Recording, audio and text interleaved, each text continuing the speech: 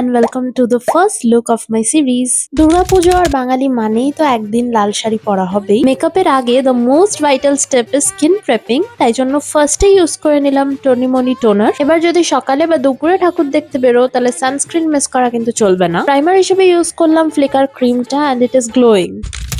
I মেকআপের জন্য ফার্স্টে ইউজ করব রেনের এই ব্ল্যাক কাজলটা।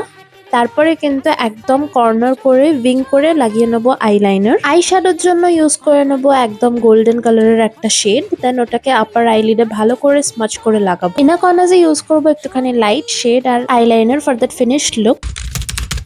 এরপরে ইউজ করব এলফের এই লিকুইড হ্যালো গ্লো ফিল্টার। একটা ডিউই বেস ক্রিয়েট করার জন্য এটা খুব ভালো অপশন। ভালো করে ব্লেন্ড করে দেন moving on to the concealer. মেকআপটা যাতে লং লাস্ট করে সেই কারণে একটা টিপ হচ্ছে আফটার কনসিলার একটুখানি সেটিং স্প্রে দিয়ে তারপরে ভালো করে জিনিসটাকে ব্লেন্ড করলে মেকআপটা অনেকক্ষণ ধরে থাকবে আর পুজোয় যেটা সব থেকে ইম্পর্টেন্ট। দেন আমি খুব নোবদের মতো নোজটা একটু কন্ট্রোল করে নিলাম। লুজ পাউডার ইউজ করে আমি আন্ডার আইটা একটুখানি সেট করে নেবো ভালো করে।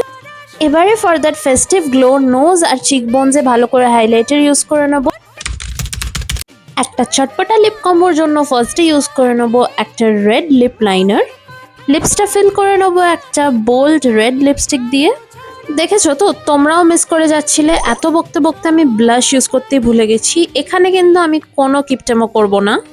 And ta-da, I am ready. তাহলে এবার দুর্গাপুজোয় এই লুকটা ক্রিয়েট করছো তো?